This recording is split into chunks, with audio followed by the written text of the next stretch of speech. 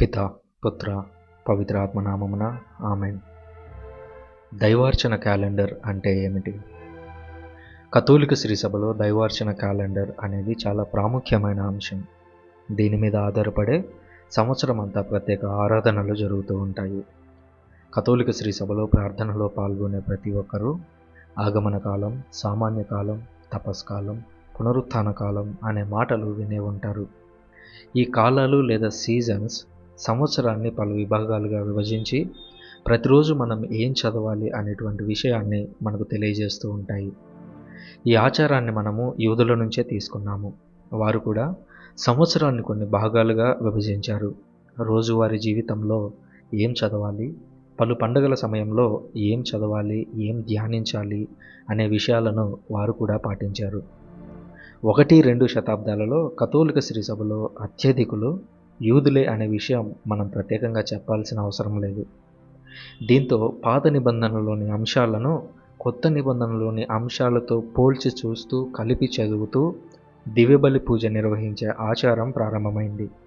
ఇందులో భాగంగానే మనం పాత నిబంధన నుంచి కొత్త నిబంధనలో సువార్తల నుంచి ఇతర లేఖల నుంచి సందేశాలను కలుపుతూ 3 పఠనాలను వింటాము. అనంతరం 3 పఠనాలను కలుపుతూ రక్షణ సందేశాన్ని గురువు మనకు అందిస్తారు. అక్కడి నుంచి క్రీస్తు ప్రభు శరీర రక్తాలను స్వీకరించే కార్యక్రమంలో నిమగ్నమవుతాము. ఇక కాల విభజన విషయానికి వస్తే కథోలిక శ్రీసభ కాలాన్ని యేసుక్రీస్తు జీవితాన్ని ఆధారం చేసుకొని విభజించింది. దీనికి సంబంధించిన చిత్రాన్ని మీరు స్క్రీన్ మీద కూడా చూడవచ్చు. అందులో మొదటిది ఆగమన కాలం. చర్చి పాటించే క్యాలెండర్ ఆగమన కాలం నుంచే మొదలవుతుంది. క్రిస్మస్ పండుగకు సరిగ్గా 4 వారాల ముందు ఆగమన కాలం మొదలవుతుంది. క్రిస్మస్ పండుగకు జన్మించబోతున్న యేసుక్రీస్తు రక్షణ సందేశాన్ని స్వీకరించడానికి, మననం చేయడానికి ఆగమన కాలం ఉద్దేశించబడింది. ఆగమన కాలానికి కొనసాగింపుగా క్రిస్మస్ మహోత్సవం, దేవాలయంలో యేసుక్రీస్తు సమర్పణ, జ్ఞానుల సందర్శన వంటివి మనం చూస్తాము.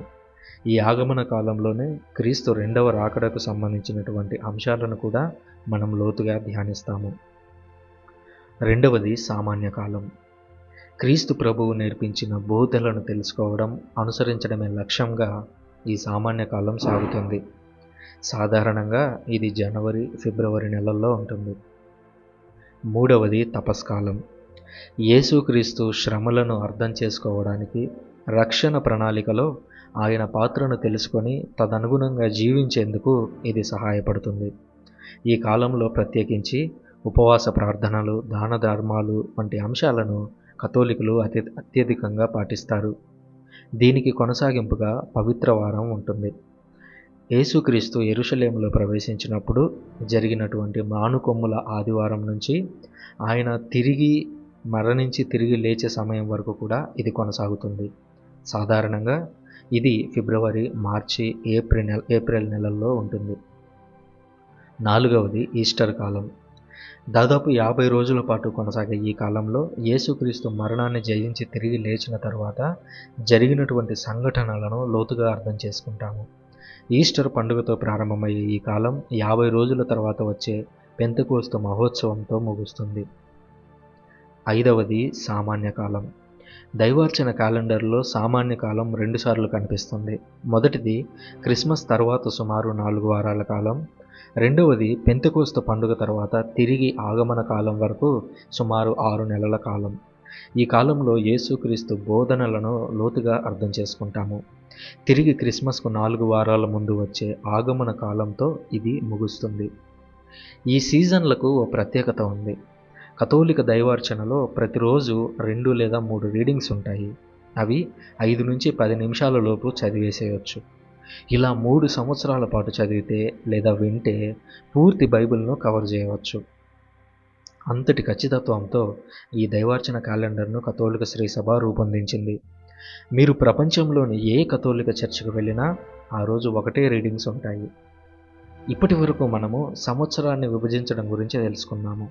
దీని తరువాత స్థాయిలో ప్రతి 3 ఏళ్లకు ఒక పూర్తి స్థాయి దైవార్చన క్యాలెండర్ పూర్తవుతుంది. కథోలిక శ్రీసభలో వీటిని ఇయర్ ఏ లేదా సైకిల్ ఏ, ఇయర్ బి లేదా సైకిల్ బి, ఇయర్ సి లేదా సైకిల్ సి అని విభజించారు.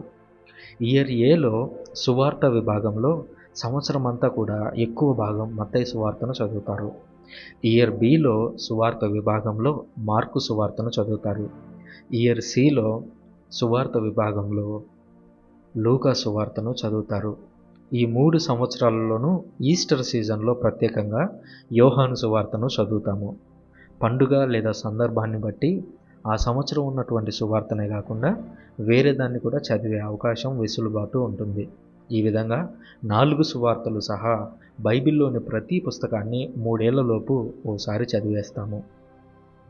దైవార్చన క్యాలెండర్ గురించి అర్థం చేసుకోవడానికి ఈ వీడియో మీకు తోడ్పడిందని భావిస్తున్నాను. ప్రతి ఆదివారం రీడింగ్స్ను తెలుసుకోవడానికి ఈ ఛానల్ను అనుసరించాల్సిందిగా కోరుతున్నాను. పితా, పుత్ర, పవిత్ర ఆత్మ నామమున ఆమేన్.